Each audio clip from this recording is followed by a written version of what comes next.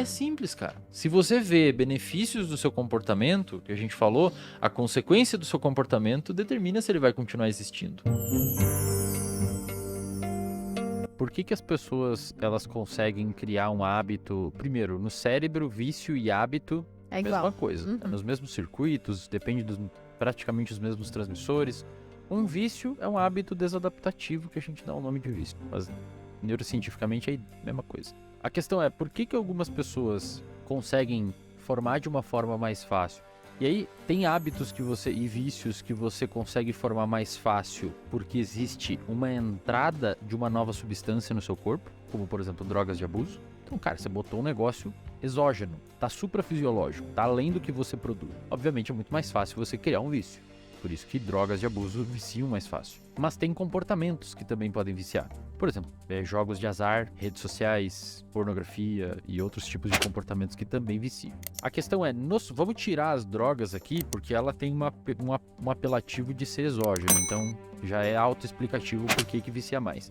Mas e nos comportamentos? Na classe de vícios comportamentais? Por que é muito mais fácil você ter um vício em uso de rede social do que você criar um vício / hábito em exercício físico ou alimentação ou rotina? Porque a pessoa tem uma recompensa mais rápida nesse primeiro, ela consegue uma recompensa mais rápida, porque o like é rápido, o comentário é rápido, o feedback é rápido, ela tem muitas vezes uma percepção de estar inserida num grupo, que é muito recompensador para o nosso cérebro, e porque ela vê mais benefícios naquilo. Então, como ela está ali, está entrando num grupo, muitas vezes consegue monetizar em cima, consegue ganhar dinheiro em cima daquilo, consegue divulgar ela ou a marca dela, ou consegue ter um reforço social de namoro, pegação, etc. ali dentro da rede social, é muito mais fácil. No outro lado, você tem comportamentos que eles demoram um pouco mais para você conseguir verificar a recompensa óbvia daquele comportamento, como, por exemplo, o cara que começa a treinar e quer virar o Paulo Musi em um ano. Você não vai virar o Paulo Musi. Ele quer virar em 3 meses. Se fosse um ano, Cara, em 3 meses você nem consegue treinar direito, bicho. Em 3 meses você tá começando a conseguir fazer as coisas, entendeu? E então, na medida em que a pessoa... Tem um artigo até que uma pesquisadora tentou quantificar quanto tempo a gente... É extremamente difícil de fazer essa pesquisa. As pesquisas, elas não têm como ser absolutamente precisas, mas elas nos dão um indicativo. E tem a melhor pesquisa nesse ramo, que é quanto tempo a gente demora para formar um hábito. E aí tem gente que fala 21 dias, tem gente que fala que precisa de 10 mil horas e não sei o quê. A melhor pesquisa que a gente tem hoje, de cunho metodológico e etc., é de uma pesquisadora chamada Jane Wardley, que ela tentou verificar quanto tempo a gente demora, ou a média das pessoas lá na pesquisa que ela fez demora, para criar 3 tipos de hábitos, que é beber mais água, comer uma fruta e fazer atividade física. Que é hábito que todo mundo acha que quer fazer. Ela percebeu que a média do tempo foi 66 dias, 2 meses e pouco. A média. Mas o desvio foi de 18 dias até 250 e poucos dias. Variava muito. Muito. Então tem pessoas... E o que ela definiu? Praticamente ela concluiu nada. Então. O que ela definiu como hábito? Mas aí tem algumas sacadas que dá pra tirar. O que ela definiu como hábito? Tem uns questionários que você consegue ver se a pessoa conseguiu automatizar aquilo. Ela definiu como um comportamento quase automático. Então a pessoa começa a relatar que teve pouco esforço cognitivo para fazer aquilo. Ela não teve que se preocupar de fazer aquilo. Ela simplesmente acordou, já pegou a água, já comeu a fruta, já fez exercício. Ela percebeu que as pessoas que formaram rápido o hábito, 18 dias, autodeclararam ter visto mais benefícios. É simples, cara. Se você vê benefícios do seu comportamento, que a gente falou, a consequência do seu comportamento determina se ele vai continuar existindo. Sim. Se você treina e beleza, você não tá querendo buscar necessariamente benefício estético, mas você começa a ver uma melhora atencional, uma melhora no sono, seu apetite melhora, seu humor regula, você fica um pouco menos impulsivo, você fica um pouco menos irritado. Isso é benefício. Existem algumas pessoas que a gente atende que têm compromissos profissionais com o físico. Imagina que algumas pessoas elas tiveram alguma situação que alterou que a forma física delas, elas precisam voltar rápido. E alterou a forma física, também alterou a forma mental. Por exemplo, cirurgia. Cirurgia, você lida com dor. E a tua capacidade de controle da fome ou necessidade de recompensa no ambiente de dor é completamente diferente. Tudo bem, o que a gente faz com a pessoa? Quais são as nossas atitudes? São formas rápidas de mudança de atitude. Então, a primeira coisa que a gente faz... A gente combina com ele na consulta que horas que ele vai comer, quais são os horários das refeições. E a gente programa no telefone dele. No meio da consulta, a gente vai programar os seus alarmes agora. Por quê? Não é só que ele fez o alarme, é que ele viu a gente fazendo o alarme. Então ele olha e fala assim, opa, foi meu médico que fez o alarme pra mim.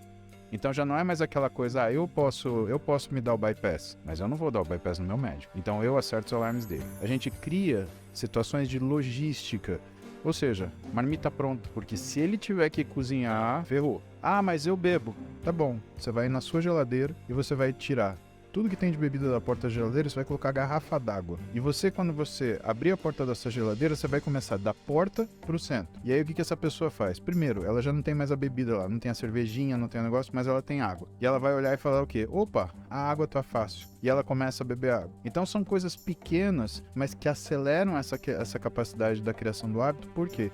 Que elas estão prontas, imediatas. E aí o que é a orientação? Final de semana. Final de semana você vai cozinhar, o teu exercício é cozinhar. Por que cozinhar? Porque cozinhar é o exercício da saciedade.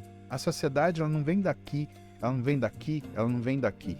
A saciedade, ela vem daqui. Você vai sentindo o aroma da comida e não é à toa que o churrasqueiro é o que menos come no churrasco. Por quê? Ele tá o tempo inteiro saciado. Olha a sua mãe, que a sua mãe termina de fazer o almoço, ela senta pra almoçar, ela come pouquinho, então ela fala assim, ai filho, eu não vou comer agora porque eu não tô com fome. Por quê? Porque no preparo do alimento, você vai tendo essa percepção de aroma e isso vai fazendo com que você tenha uma sinalização de saciedade aqui. Então no final de semana, a gente ensina a pessoa a ser saciada. E durante a semana, a gente entrega aquilo pronto pra não ter o erro logístico de mas eu não tinha o que comer, e aí na escolha, até você ter um condicionamento razoável, a gente consiga fazer isso. E por que a gente faz isso? Não era mais fácil simplesmente entregar uma rotina para pessoa de dieta, de treino e se vira? Então, pro profissional mas pra pessoa não. O que o Muzi quis basicamente falar é que automatize o processo. Deixa fácil, cara. Você quer beber água? Tem água na sua frente aqui, ó. Precisa ir lá buscar. Você quer fazer academia de manhã cedo? Cara, tenta pegar uma academia perto, porque se precisar pegar 2 ônibus, você não vai, velho. Tem exemplo prático disso, a gente montou uma academia em casa. Exato. Esse é o ano que eu tô treinando mais na minha vida inteira. E olha que interessante, o oposto é verdade. Você perguntou não só como formar bons hábitos, mas como os destruir ruins. Sim. O oposto é verdade. Se você quer destruir um hábito que você tem que é ruim, dificulte o acesso a ele. Desinstala o iFood. Mas eu posso pegar. Deixa o celular em outro cômodo se você tem dificuldade de concentração. Bota na gaveta, desliga na gaveta no outro cômodo. É verdade que você vai eventualmente executar aqueles comportamentos. E o complicado é que você vai focar quando executou. Mas você não vai perceber quantas vezes você deixou de fazer caso aquilo tivesse de fácil acesso. Então, se plotar num gráfico de 6 meses, você provavelmente teve uma redução percentual gigantesca de execução do comportamento disfuncional. Só que você não viu isso, porque você não fez. É curioso, né? É como mais ou menos o cara que pensa, não vou ter chocolate em casa, mas quando ele tá com vontade, ele pega o carro, vai ao mercado e compra. Só que se tivesse em casa, teria comido muito mais vezes durante o dia. Falar sobre implementação de hábitos, porque eu acho que uma das coisas que as pessoas menosprezam muito é a programação e fazer o horário certo daquilo, né? Porque a gente começou o podcast falando sobre estabelecer metas e tal, o pessoal coloca um monte de meta. E o Bruno tem uma frase que eu gosto muito, que ele fala: o pessoal menospreza o que você pode fazer em 10 anos, mas superestima o que você pode fazer em 1 ano, porque você coloca um monte de coisa ali. E acho que pros hábitos é igual, a pessoa vai lá, eu vou fazer isso, aquilo, não sei o que, lá no Materializa eu sempre falo, peraí, o que você de fato consegue? Você é mãe? Você tem um filho? Você tem um emprego? O que é que de fato você vai conseguir fazer? E aí, pra você estabelecer esses hábitos, essas coisas que você quer fazer, você tem que colocar o horário. Então eu falo que uma das coisas mais geniais para eu conseguir produzir mais foi pegar minha agenda e colocar ali quanto tempo eu demoro para gravar o podcast. 2 horas. Aí eu tenho 15 minutos de deslocamento, mais meia hora de me arrumar. Então eu tenho que colocar o prazo certinho. Porque senão eu falo, eu vou treinar de manhã, eu acordo, aí eu faço a minha hidratação, não sei o quê. E vai dar certo se eu acordar 8 e o podcast começar às 9. Não vai dar, porque você não colocou o tempo correto. Então, se você tem que cozinhar, você tem que colocar lá o tempo. Se você tem o deslocamento em São Paulo com chuva, 1h30 a mais. E aí, assim vai. Então, se você fala, hoje eu vou fazer um monte de coisa, eu acho que as pessoas pessoal que tem TDAH, que tem, né, uma atenção mais fluida, digamos assim, eles geralmente têm uma gestão de tempo muito difícil. E acho que hoje todo mundo tá com uma gestão de tempo muito difícil por causa disso daqui, porque a gente perde muito tempo no celular e a gente acaba esquecendo. Então, coloca também, né, na sua gestão de tempo, 1 hora rolando o feed. Aí você coloca lá. E tudo isso vai fazer diferença para que você, de fato, coloque os seus hábitos em prática, os objetivos que você quer.